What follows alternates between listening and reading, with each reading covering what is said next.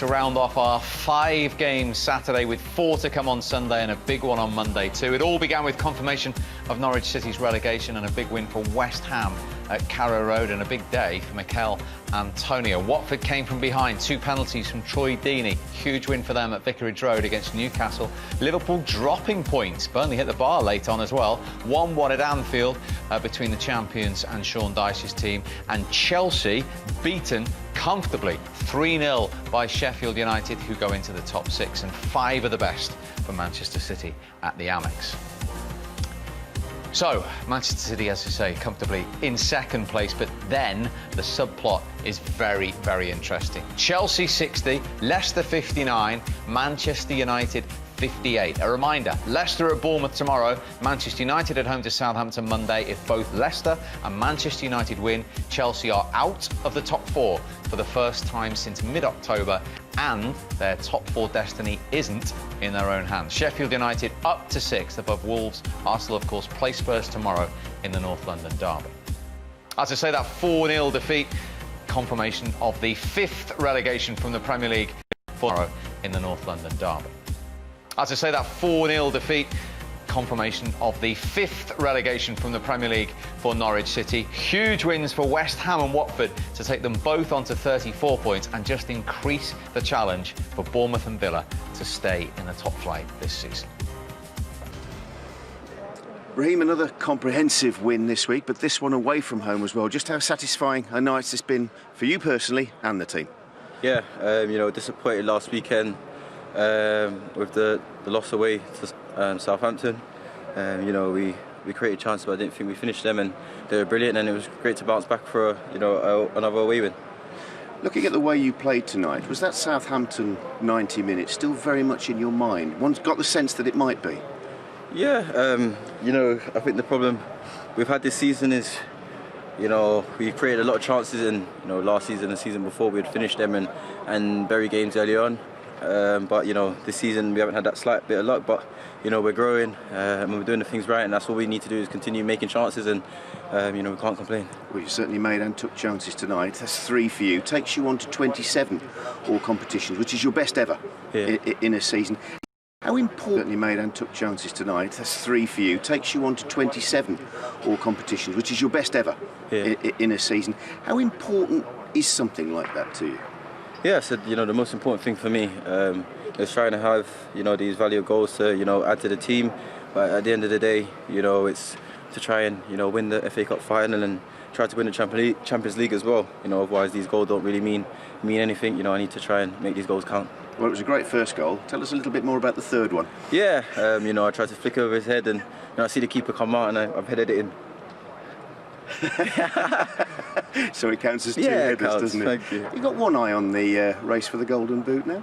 I just said to myself, I actually said to Ben earlier, I'm on 40 now and I need to score a hat-trick today, and I'm grateful that I scored a hat-trick. Well, you did. You got the match ball. Many congratulations. Well done tonight. Thank you very much.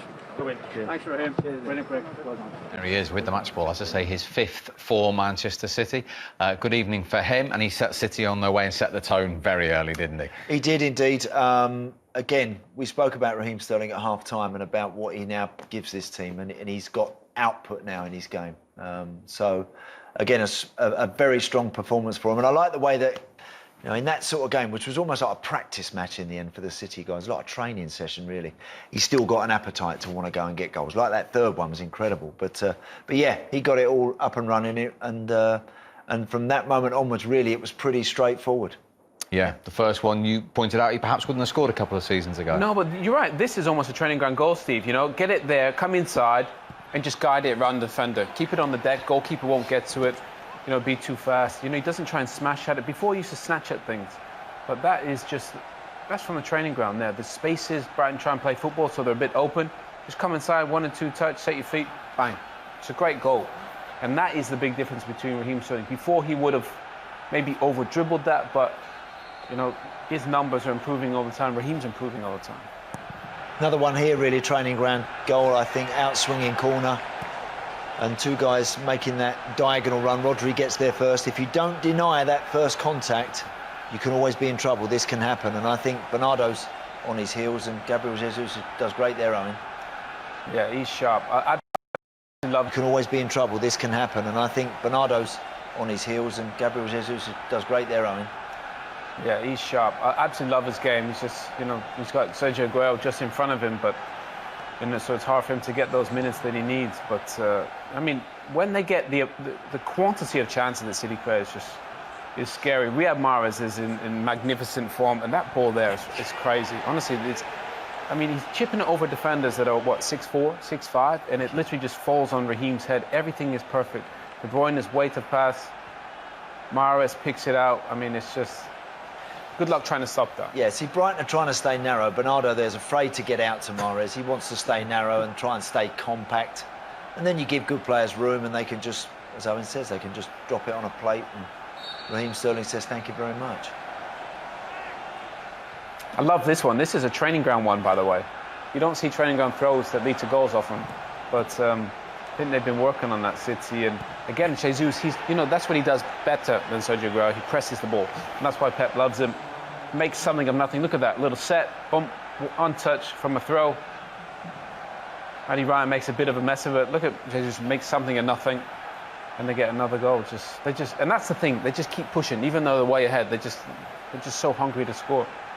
By now, it's agony as when for the Brighton players. It must have been awful. The last 20-odd minutes, knowing that you're 4 down, and then when this one went in as well, to make it 5, you're just praying for the referee just to can we all go home now? We've all had enough. It's as simple as that, because they're so dominant and so superior. Brilliant persistence this from Raheem Sterling. Tremendous upper body strength he's got. Look, battling away, competing, brave to stick his head on the end of that. I think, actually, personally, I think that is an own goal. I think Dan Burn waxed that against the post and should have really done better with that, but Sterling gets it. We won't tell Raheem, don't we? No. That is the 19th time since Pep Guardiola took charge that City have scored 5 or more in a league game. Now, after the game against Liverpool, where, of course, they could have had 5 as well, Raheem Sterling said in the interview afterwards, our Premier League season for next season starts tonight. Are they in some way laying down a marker ready for that momentum to re-challenge Liverpool? Steve, they've had 75 shots in the last 3 games. 70. For that momentum to re-challenge Liverpool. They've had 75 shots in the last 3 games. 75 shots in 3 games. I mean, I can't think of it. I've never heard of a team have 75 shots in 3 games. But also a team that have no chance of winning anything in the league. But they're always going to finish second. But you heard Raheem, and if you're playing in those games, they've got Champions League coming up. The boys want to play in that game. So to play in those games, the numbers got to be there. 5 against Newcastle could have been 10. That could have been 10 tonight. And they're going to put, if they're clinical, they'll put 5, 6 past every team. And the boys want to play in the Champions League final. Premier League's gone, but they're playing for Champions League places. Yeah, I would imagine the manager in there would have probably said, have you got beaten 9 times? Because you're so good, and you've let yourself down in that respect. The manager in there would have probably said, have you got beaten 9 times?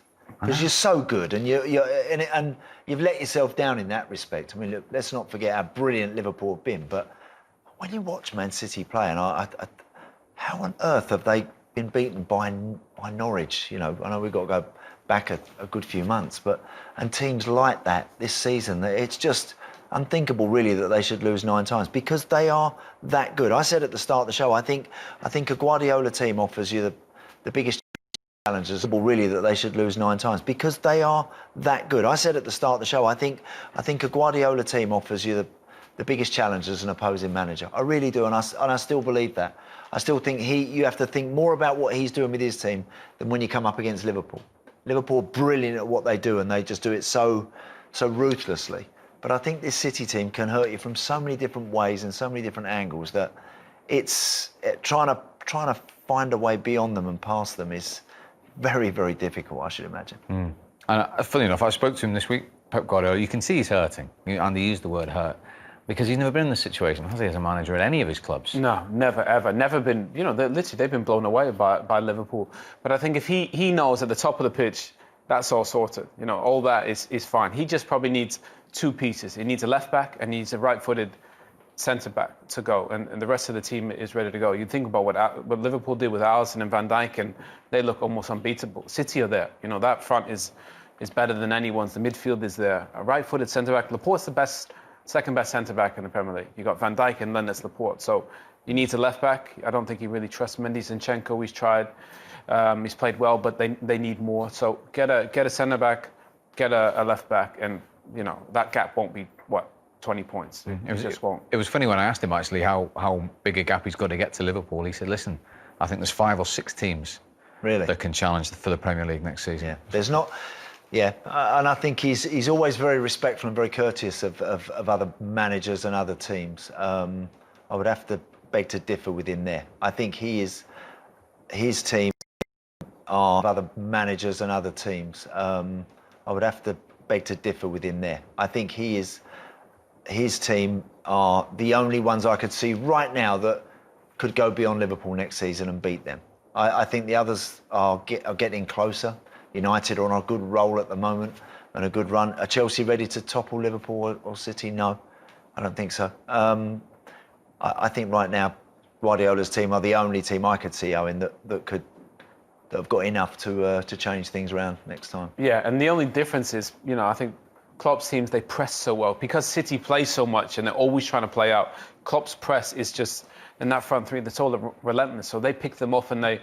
It's almost his kryptonite, but I'm with Andy. I don't think that's going to be that big a gap as it is this season, next season. I find it impossible. 9 losses for that City team. Yeah. It's so hard to believe. Indeed. Okay, we'll have, later in the show, we'll have